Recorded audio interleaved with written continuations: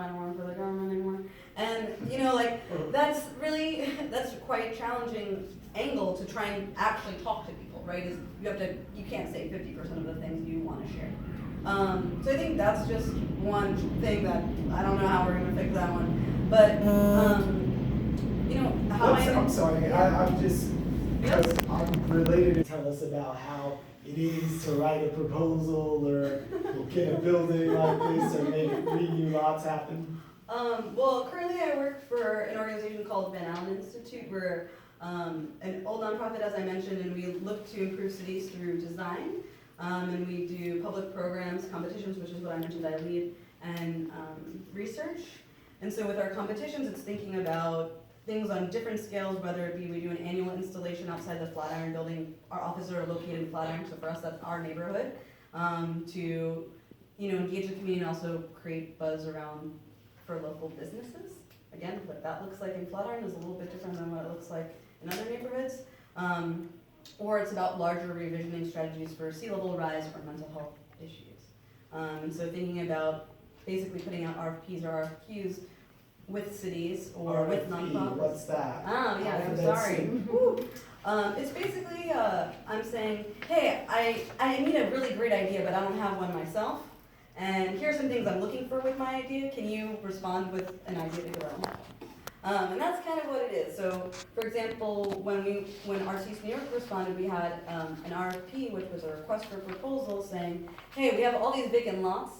We don't want them to be vacant anymore, and we actually want a local nonprofit to do something with it. Here are some ideas of what we want. We want local entrepreneurship. We want artists to have spaces. We want something that can be a local economic engine. Do you have an idea of what that can be, and can you manage it? Right? So there are opportunities, and I do think, though, on the flip side, your city needs your help in figuring out what the RFP should be. They don't always know. And I think one of the major issues with RFPs, especially with artists or people in certain communities, is the language barrier that happens with RFPs. Like, Yeah, where these are. Yes. Oh my God. So, like, even, and this happens with cultural institutions too, like, it's the intent as well. Yeah. The request is, legit, but the language that's used can actually just push people away. Yeah. Or the red tape behind some of the RFPs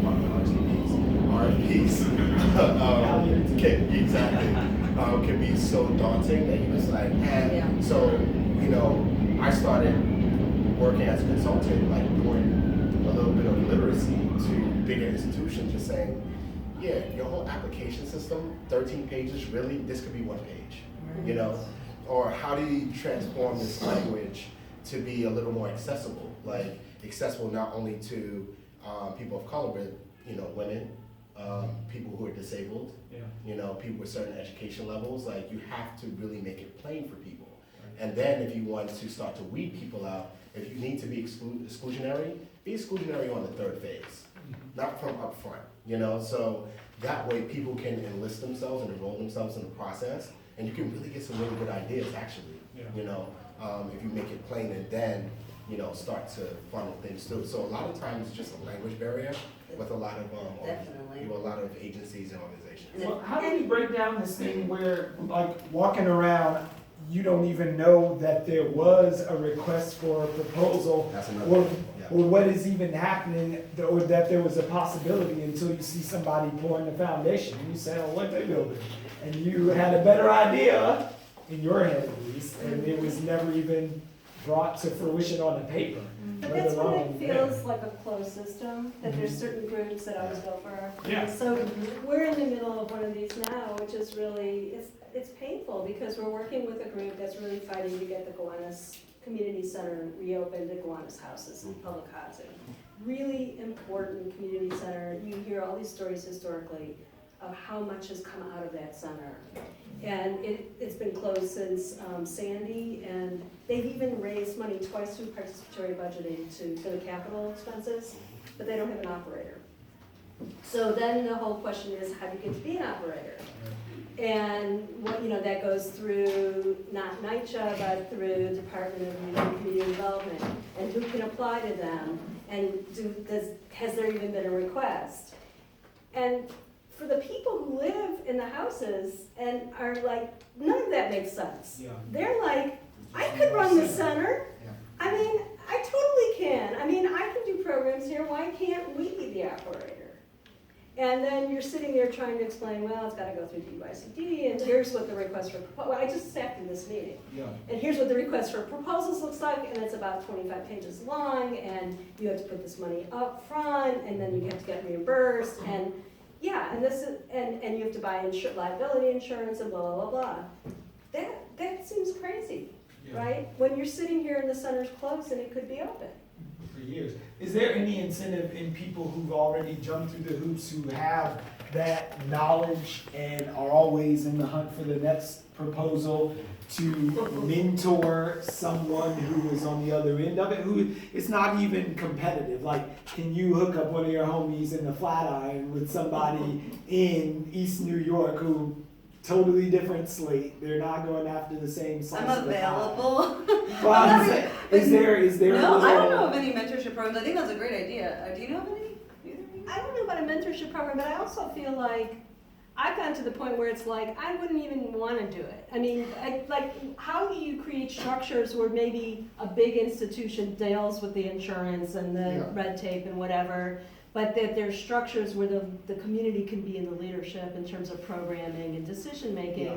So it's, in my head, it's more of a partnership model, too. I'm hearing Catherine in my mind right now saying that we should blow up that model anyway. It should be revolutionary. We don't need to teach people how to get in line, and I Yes. promise I'm hearing her say that. So, I mean, I hope quite she's frankly, easy. that's how my engagement with Artsy New York was. We were looking to fund Cypress Hill LDC, and they were like, "That's cool, but we know a small organization, startup organization that's can have more impact than we can, and we can go through the red tape and fund the funds that way." And we've seen institutions do that, so that's kind of like the mentorship model you're looking at. But you're also asking for our altruistic approach by institutions who can benefit from the system. So I don't trust that model at all, because you can just keep eating from the same pot of soup. And so it's just, I think, ultimately, and it's a sweeping statement, so if they do it, don't torture me, but I think the city just needs to do a better job at really doing more investigations of what's already out there, right? So instead of, RFP, trickle, trickle, trickle, Mhm. heard about it, trickle up, but it's really about, okay, we heard about this thing, or let's go out there and investigate, find some projects that can really challenge the model that we already have, or may have an idea, or give us a model of an idea that we have, and then do it. The tricky part with that, and this is one I can almost defend, which is basically thinking about, that's how you can end up with corruption, right? Like, my friend's business or nonprofit's really cool, and now I'm because we gonna have none of that. create a really, oh I see yeah, what of course, you're I'm saying. saying, of course That's we do, what but, you're saying. that would really make it a lot even more easier. Yeah. Not that, I do think, and the city is very much built for large corporations to work with. They, even things like you mentioned, right? You have to put up all your money up front. Even working with nonprofits, you have to put all the money up front. That's a huge risk. It can take a month to 6 weeks to 2 months, depending on 20 different people signing off on your invoice. That's a long time to float a bill. And so there's a lot of internal structures that definitely need to be completely overhauled and I don't think impossible by any means. There's small adjustments in policy to really be able to say, you know what, we can now start working with smaller nonprofits or smaller developers. I mean, why do we have always the same big developers getting every RFQ or RFP for our housing? It's because the system is set up so that they are the best constituent. What's the evaluation criteria? You've done 1 million of these before. You have X amount of money in your back pocket. That's, I think, almost in my mind, maybe the number one is restructuring their values. So that being said, we're here for fostering city agencies' relationships to cultural activities. So in the spirit of Ms. Green, how do you do that through a radical lens that isn't concerned with maintaining the status quo, but really blowing up that model in the best way we can moving forward and making it equal for everyone? How do you be radical in your ask and your demands and still interact with city agencies for the betterment of your community? Well, this doesn't sound very radical, but it's what I'm hearing us saying, is learn from the communities instead of having initiatives and asking communities to fit into them. And I mean, I think that that's what I see so often with the city. It's almost like, Just trying to form here's the ourselves into what they new want. great idea, and you guys, so then you have people who are doing wonderful work, Right. trying to squeeze themselves into these So initiatives. all those triangle organizations get your circle on to get some of this money. Yeah, instead of saying, let's make our approach saying, what are our big goals? And then who's advancing that work? And large, small, in between, whatever, and let's develop our programs around that. And, oftentimes, again, with the trickle down model is, it assumes that the people at top have all the ideas, that they come up, even the questions, Yeah. And the questions exist in abundance everywhere. So if we're in a boardroom and we're like, let's think about this, what do we need in the city? That's the limitation, is that you have a bunch of mostly dudes in a room coming up with the questions. Who probably aren't even from New And York. not from New York, living in Long Island or somewhere else upstate, coming up with the questions, then turns into an initiative, then turns into an RFP, did it again, RFP. That could be, I think that lays the problem there. Yeah. And one of the things that I see is how could we just reverse engineer that or just reimagine that process. Yeah. I don't have all the answers, but I think we just need to reimagine the process of how, initiatives. I think about Weeksville, right? We may lose Weeksville, right? The community. And they're going through perpetual issues. And I don't think it's always administration. I think it's just, there's a lack of value of that space. So how do we, as a community, and Weeksville sits in a very interesting crux of Crown Heights, East New York, and kind of Bed-Stuy. It's in a very interesting crux. How do we put value in that? And for those of you that don't know what Weeksville is an old town where the slaves, free slaves came and established a town right in the middle of Bed-Stuy, Crown Heights, East New York. And it's there. It's like petrified right there. And they still have the old houses, like row houses. And for the last couple of years, it's been a revolving door of EDs and program people who are super competent, professors, all these different competent people, but they just can't get it together. And it's right there by, I forgot the housing projects that's right there. Kingsborough, right. So it's right there, and it's an asset to all of us. We may lose that, and we can't let that happen. So is there RFP for that particular situation? I don't know. But what we need to do is figure out collectively how we can get resources there and build our own institutions. So institutions from within. We need to build our own coalitions, our own institutions, and not so much look at the government as much. So looking at some of the benign neglect that's happening in a place like Weeksville, knowing that we have an oppositional administration in the White House right now, who is at odds with seemingly everything that New York is saying and represents, how do we continue to do less or do more when we know that everything that we depend on is being gutted in terms of resources that are trickling down? What does that do to our cultural landscape? I like that this question being looked at me. I'm like, do I have this information on how governments work because I worked in government for several years, and so I understand their RFP structure, et cetera.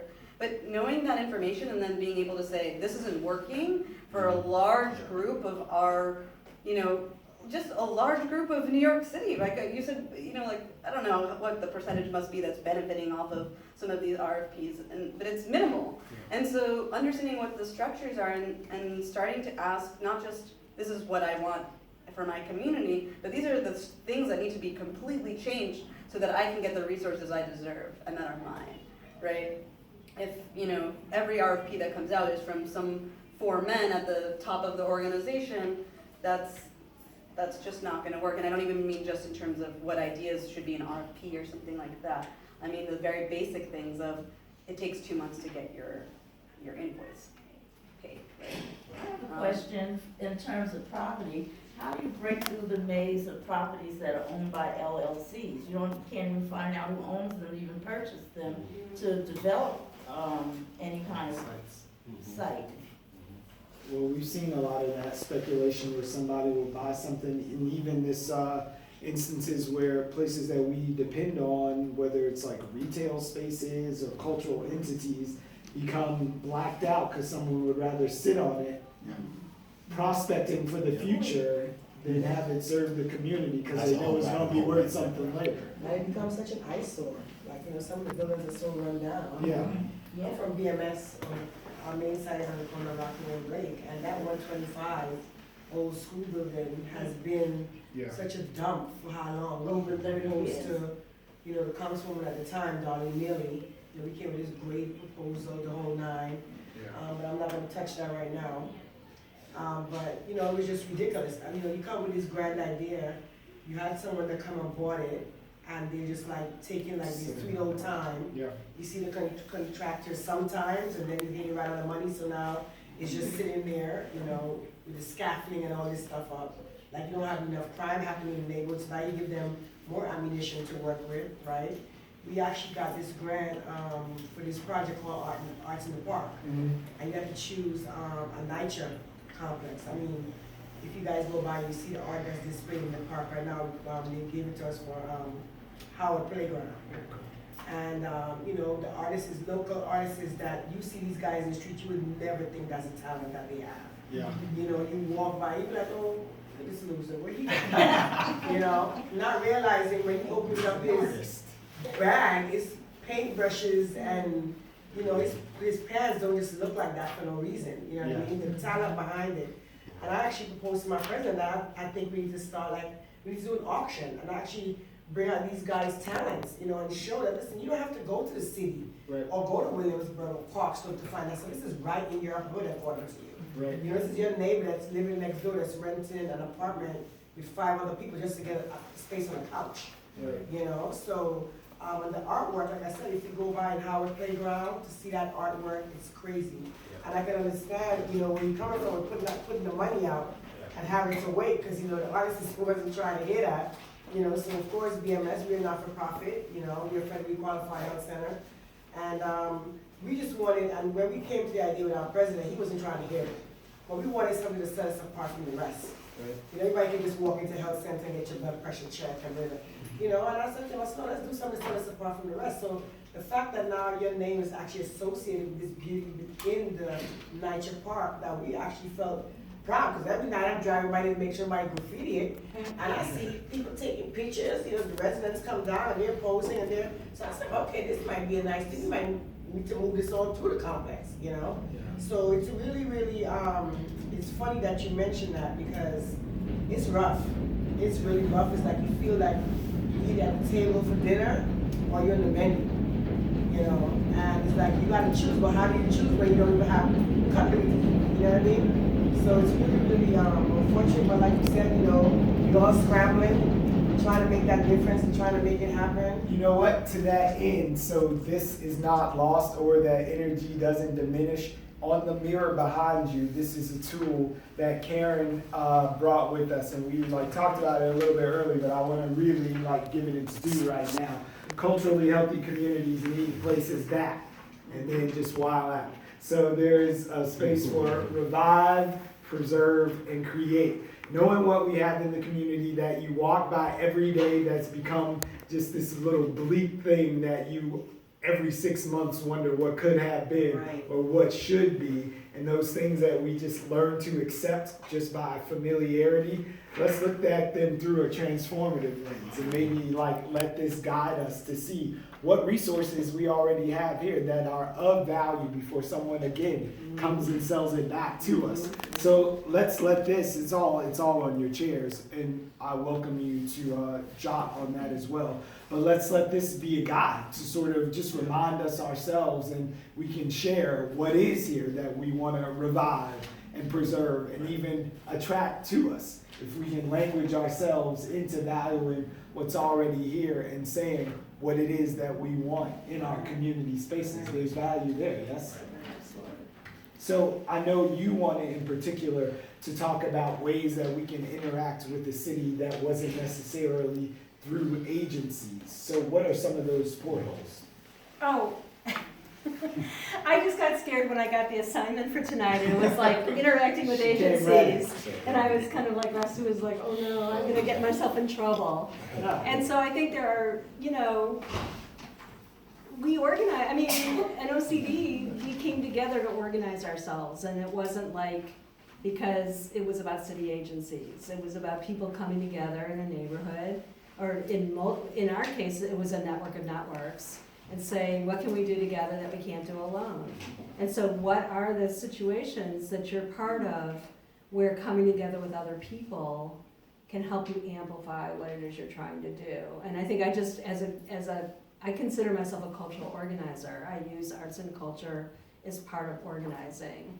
So when you got me really depressed a few minutes ago, and you were talking about the government and the money going away, and I got to a pretty low place. I was getting really quiet here, and then I just remembered the power of stories and the power of we're people our who culture. are used to doing more with less. Exactly, and again, it's not to not go into the deficit model, and this is not to let the government off the hook in any way, shape, or form, but it's to say when times get tough, our culture is what makes us strong.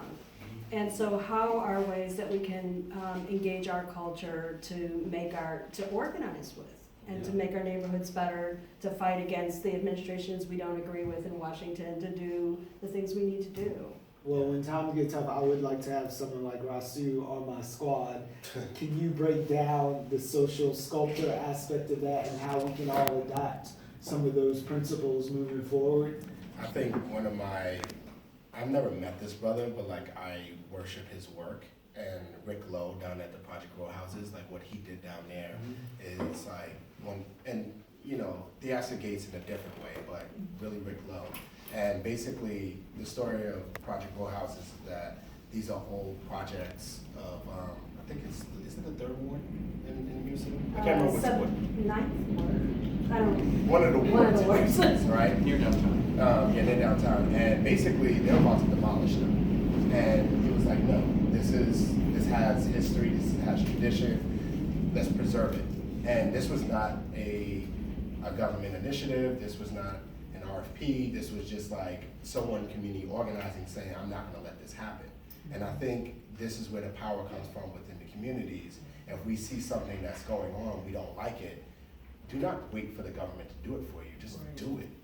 Like I know folks who have taken over squatted buildings in the 90s and now own them, so it's a case of, and we also have, quick tangent, we also have major like billionaires buying up Bed-Stuy, buying up blocks. And this is not like Australian and Chinese motherfuckers going in, hiring small real estate companies to buy it up, make it look like it's diversified, but it's one motherfucker doing it, and Wall Street Journal blew this open a couple of years ago.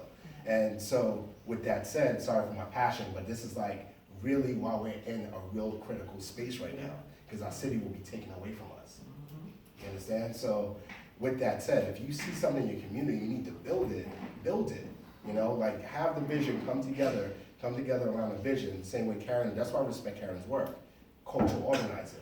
I've been on the phone when she tried to recruit me, so it's like that type of work where you go around a particular initiative, save Weeksville, if East New York Farms ever is in danger, make sure that doesn't happen.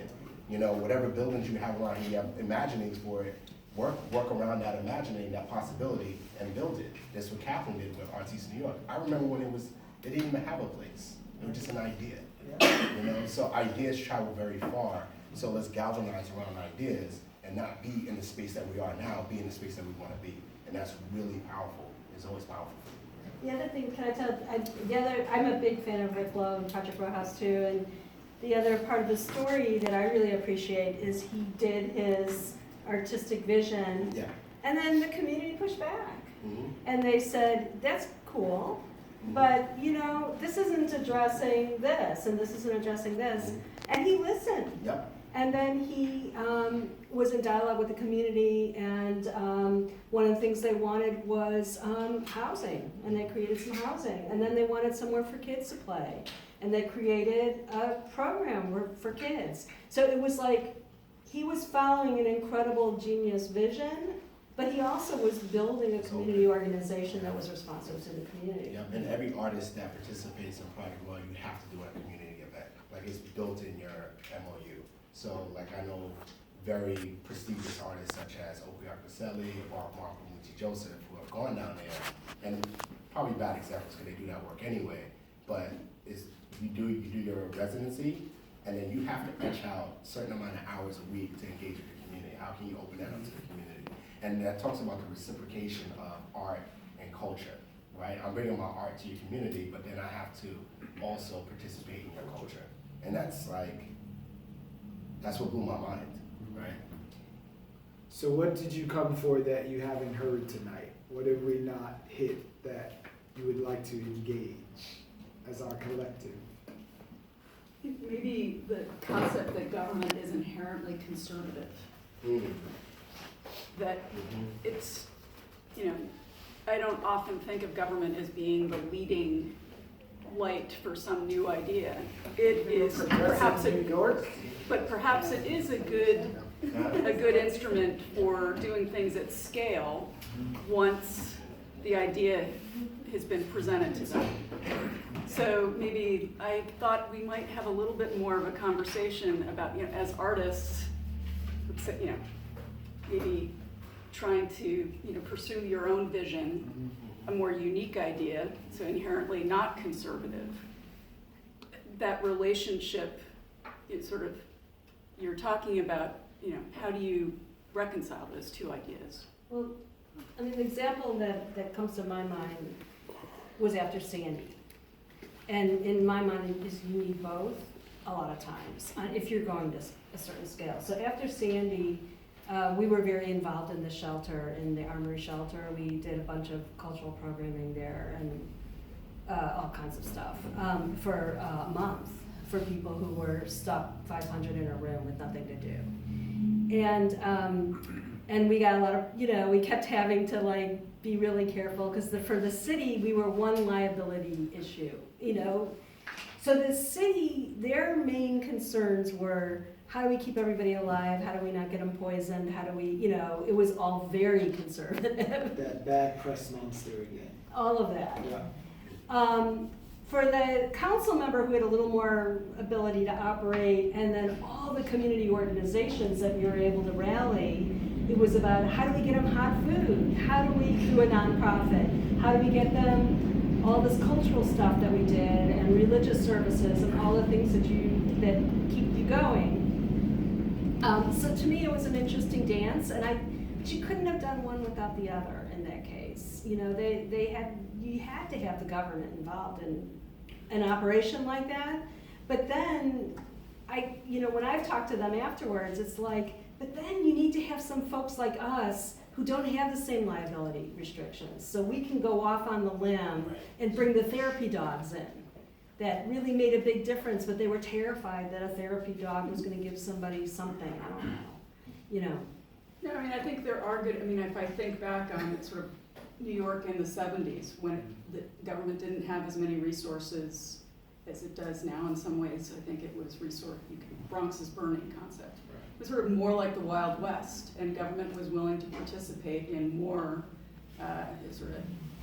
risky kinds of projects because they had to, they didn't have a choice. I think Sandy's another example. You have a crisis, government goes into a slightly different mode than it does in sort of everyday sort of mode of operation. So I think that government it's conservative, it's also responsive to elected officials if they're organized. So I think maybe part of the tragedy is that we don't all have elected officials that we deserve. There are plenty of districts that really aren't represented by people who are focused on their constituents. But I think one way to get the conservative government more responsive is if you're lucky enough to have a really thoughtful elected official, they can go and advocate for you, for example, on the RFP side. Right. It's like going to the agency and saying, you know, yes, there is a problem with the way the RFPs are structured. You should be issuing, you know, smaller grants, smaller scale, and advertising in X, Y, and Z ways that you don't, you know, it shouldn't just be in the city record or on the government agency website to get people to respond to your point about the five RFP respondents. And I think that we don't, you know, it can be radical to try and engage with your elected officials, but a lot of people don't think, you know, don't think about it in those terms. I would also say, like, not just, like, yes, engage with your elected officials, but I think something that, like, y'all have touched on tonight really is, like, leveraging the value that is here, and that's people and, like organizations like East New York Farms or, like, Infantile, like, smaller organizations to really, like, also, like, be a door and a feed to really like what is existing here in this community is valuable, and people are coming and there are developers here who see the value, and like really I feel like also in addition to that, like having people really understand and leverage that value. Like art and culture is a value, which is why it's commodified. Hence why, like I'm from the Lower East Side. My neighborhood has been gentrified 17 times over. You know what I mean? So it's like, and looking at it now and being in places where I'm just like, you know, if community can really harness and claim that value and structure and work with alongside organizations that also will work with city council, you can shift also the narrative of like city agencies are up here, and we have to remember that they are working for us. You know, it's something that we forget as a community is like like city agencies are in place to serve us as people. So, I mean, I just wanted to also just like, yes, but we can't always keep looking up to people. It also No, I completely agree. I think you've made a real argument. I think the radical activity is not directly dependent on government. You're going out and doing it because you feel passion. You've got an idea, you don't wait around for government to fund it, you go and do it.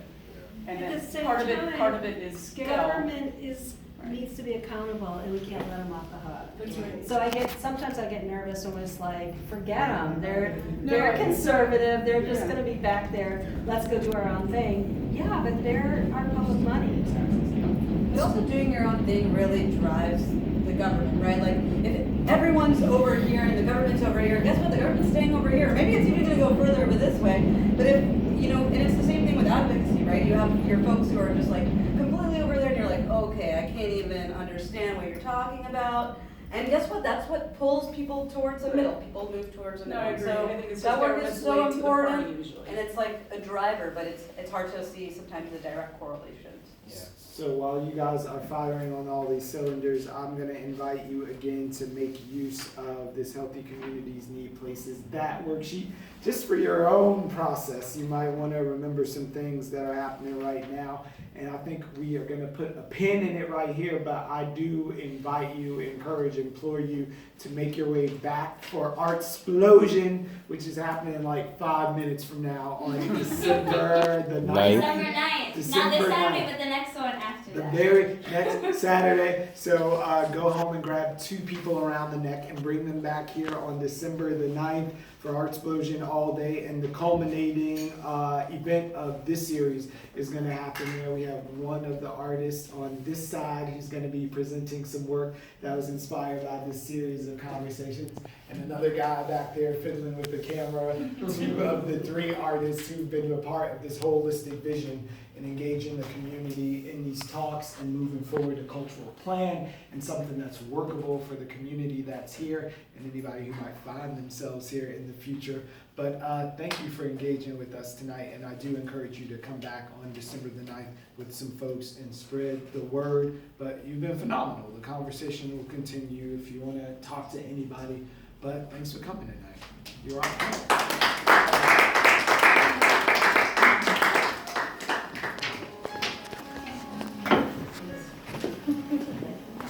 That's good to give up. Thank you, that's great. Yeah, it was fun. Also, there's a community like canvas on the back, there's some markers on a table in case anyone like heard anything, wants to like do a bit, like, you know, something.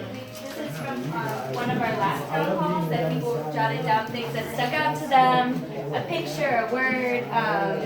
This will also be displayed for December 9th, so like anything, you can, something that you wrote down on that page, if you want to throw it up on there. Oh, that's pretty, that's pretty good.